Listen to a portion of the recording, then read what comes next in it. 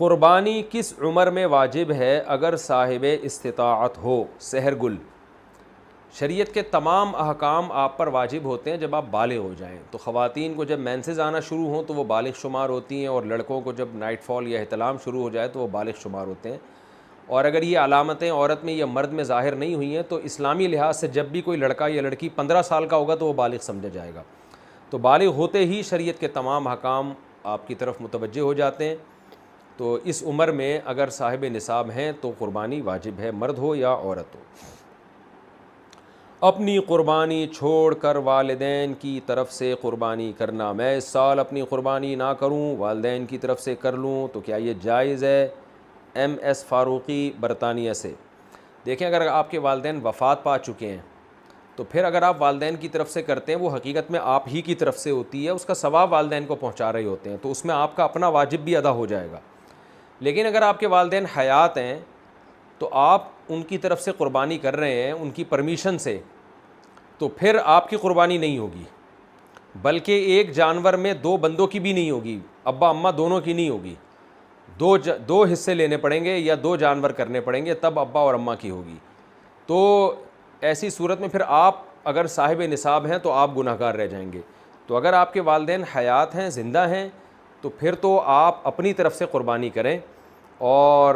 والدین صاحب نصاب ہیں تو ان کی طرف سے الگ کر لیں، صاحب نصاب نہیں ہے تو ضرورت نہیں ہے کرنے کی. اور اگر والدین دنیا سے جا چکے ہیں تو ان کی طرف سے قربانی وہ اصل میں آپ ہی کی اپنا ہی قربانی کہلاتی ہے، کیونکہ مردہ جو ہے وہ تو شرعی احکام کا، عبادت کا مکلف نہیں ہے، جو میت ہے. تو آپ ہی کی قربانی ہوگی، آپ کا واجب بھی ادا ہو جائے گا اور ثواب بھی ان کو انشاءاللہ والدین کو مل جائے گا. ایصال ثواب کے لیے قربانی: ابا اماں کی طرف سے قربانی، جو مرحوم ہے، دادا نانی کی طرف سے قربانی، یہ بالکل جائز ہے، اس میں کوئی حرج نہیں ہے. بعض صحابہ سے بھی ثابت ہے اور رسول اللہ صلی اللہ علیہ وسلم سے بھی ثابت ہے کہ آپ نے 2 مینڈے ذبح کی، ایک اپنے لیے اور ایک اپنی امت کے لیے. تو پتہ چلا کہ یہ قربانی اپنے لیے بھی ہو سکتی ہے اور اپنے علاوہ کسی اور کے لیے بھی ہو سکتی ہے. وہ کسی اور کوئی بھی ہو سکتا ہے، نبی صلی اللہ علیہ وسلم بھی ہو سکتے ہیں، آپ کے والدین بھی ہو سکتے ہیں، تو کوئی بھی ہو سکتا ہے. لیکن جب آپ کسی اور کے لیے قربانی کر رہے ہیں تو یا تو وہ دنیا سے جا چکا ہوگا یا وہ زندہ ہوگا. اگر دنیا سے جا چکا ہے تو وہ قربانی کا گوشت آپ خود بھی کھا سکتے ہیں، لیکن اگر وہ زندہ ہے تو اس کی پرمیشن کے بغیر اس کے لیے قربانی نہیں ہو سکتی، کیونکہ وہ ایک عبادت ہے، اور جو زندہ آدمی ہے وہ عبادت کا اہل ہے. جب تک اس کی وہ نیت نہیں کرے گا خود تو اس کی قربانی نہیں ہوگی. تو وہ اس کی نیت کے لیے ضروری ہے کہ اس کو کم از کم اطلاع ضرور دی جائے اور وہ اس پہ راضی ہو، چاہے وہ زبان سے اجازت دے دے یا دل سے ویسے ہی راضی ہو، یعنی آپ کو پتہ چل جائے کہ یہ راضی ہے اس پر، تو بھی ٹھیک ہے.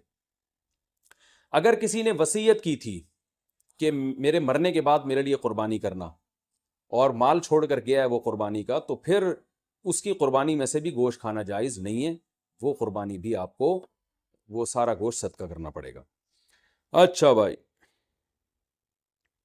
ایک مسئلہ یہ بھی ہے کہ قربانی کسی نے نہیں کی اور بعد میں خیال آیا کاش میں قربانی کر لیتا، تو یاد رکھیں بقرعید کے 3 دن جب گزر جائیں گے تو اس کے بعد قربانی اب جائز، یعنی اب قربانی جائز نہیں ہوگی، کیونکہ وہ 3 دن گزر گئے، قربانی کا ٹائم ختم ہو گیا. اب آپ نے اگر جانور ذبح کیا تو اس کا سارا گوشت آپ صدقہ کر دیں، اور بہتر یہی ہے کہ جانور کی قیمت صدقہ کریں آپ، کیونکہ اب قربانی کا ٹائم چلا گیا. تو اس لیے بقرعید کے 3 دنوں، پھر وہ اگلے سال بقرعید میں بھی نہیں ہو سکتی قضا اس کی، تو بس بقرعید کے 3 دن کے اندر اندر تو جانور ذبح کرنا ہے. اگر آپ نے ذبح نہیں کیا اور آپ پر قربانی واجب تھی، آپ سے غلطی ہوئی ہے، تو اب 3 دنوں کے بعد آپ نے کیا کرنا ہے، اس جانور کا یعنی اس جانور کی قیمت آپ صدقہ کر دیں. اب جو ہے وہ قربانی کا ٹائم چلا گیا. اور یہ بھی یاد رکھیں، اس پر بہت مضبوط دلائل ہیں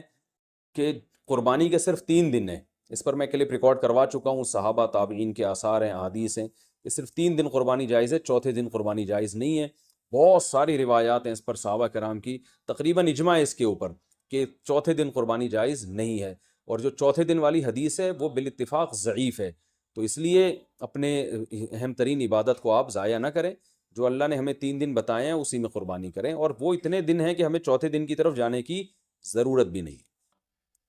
لیکن اگر کوئی کر رہا ہے تو بحث مباحثہ نہ کریں، لڑائی جھگڑا یہ بھی اچھی چیز نہیں ہے. آپ خود احتیاط کریں، صرف 3 دن، اور جتنے لیٹ کریں گے قربانی کا ثواب کم ہوگا. پہلے دن سب سے زیادہ، دوسرے دن اس سے کم، تیسرے دن اس سے بھی کم.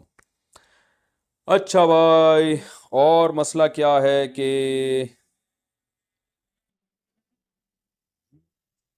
قربانی میں عقیقے کی نیت کرنا، یہ سوال بھی بہت پوچھا جاتا ہے، بالکل جائز ہے۔ آپ ایک گائے لے کر آئے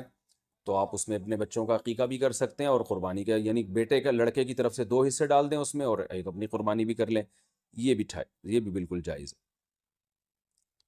اچھا بھائی، اور نابالغ اولاد کی طرف سے قربانی، دیکھیں جو نابالغ اولاد کی طرف سے قربانی ہے، اگر تو انشاءاللہ اس کو ثواب ملے گا، قربانی وہ آپ ہی کی طرف سے ہوگی، تو یعنی آپ ہی اس قربانی کے مالک ہیں، تو کیونکہ جو نابالغ ہے نا اس پر قربانی بہرحال واجب نہیں ہوتی، چاہے وہ کتنا ہی مالدار کیوں نہ ہو، اور اگر بالکل ہی چھوٹا بچہ ہے تو پھر اس کی طرف سے قربانی کا مطلب یہ ہوتا ہے کہ آپ خود ہی بس قربانی کر رہے ہیں، تو وہ قربانی کا اہل نہیں ہے، اس کی طرف سے قربانی نہیں ہوگی۔ ہاں اگر وہ سمجھدار ہے، بلوغت کے قریب ہے، تو پھر اس کی طرف سے قربانی ادا ہو جائے گی، اگرچہ اس پہ واجب ہے نہیں، تو یہ کر سکتے ہیں، اس میں کوئی حرج نہیں ہے۔ اچھا، ایک اہم مسئلہ یہ بھی ہے کہ اونٹ کو ذبح کرنا یہ سنت نہیں ہے، اونٹ کو نہر کرنا سنت ہے، کھڑے کھڑے اس کی ٹانگ باندھ کے نا یہاں چاقو مارا جاتا ہے، اور ایکسپرٹ جو قصائی ہوتے ہیں وہ ایسے زور سے کٹ لگاتے ہیں کہ ایک دم فوارہ نکلتا ہے، اونٹ بہت جلدی ٹھنڈا ہو جاتا ہے، اور جو اناڑی ہوتے ہیں وہ بہت تکلیف دیتے ہیں جانور کو، وہ گھماتے رہتے ہیں اس میں، اور ان کو صحیح نس ملتی نہیں ہے، رگ ملتی نہیں ہے، اونٹ کا خون کم بہتا ہے، وہ بہت دیر سے اس کی جان نکلتی ہے، تو یہ بہت جو ہے وہ اچھا کام نہیں ہے جانور کو تکلیف دینا۔ آپ صلی اللہ علیہ وسلم نے حکم دیا ہے کہ جب تم میں سے کوئی شخص جانور کو ذبح کرنے کا ارادہ کرے تو اسے چاہیے کہ جانور کو راحت پہنچائے، اس کی راحت کا خیال رکھے، وہ اس کی اذیت نہ دے، تکلیف نہ دے، اور آپ نے یہ بھی فرمایا کہ اپنی چھری کو پہلے تیز کر لو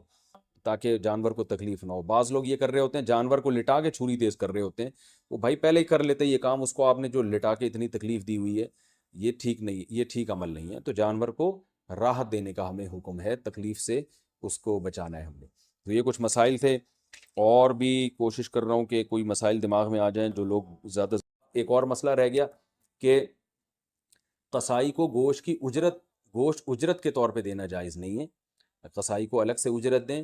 گوشت ویسے ہی جب بیٹھا ہو تو کھانا وانا گوشت پکا کے کھلا سکتے ہیں، سب کھا رہے ہوتے ہیں تو وہ بھی کھا سکتا ہے، لیکن گوشت جو الگ سے قصائی لوگ سائڈوں پہ نکال لیتے ہیں، پٹ کا گوشت الگ کر دیا، چانپیں ادھر کر دیں، بہت ہاتھ گھوم رہے ہوتے ہیں بعض قصائیوں کے، تو ان کو منع کریں اس عمل سے، اور خاص طور پہ جو مشترک جانور ہے حصوں والا، اس میں تو یہ عمل اور بھی برا ہے۔ اللہ تعالیٰ عمل کی توفیق عطا فرمائے، وما علینا الا البلاغ۔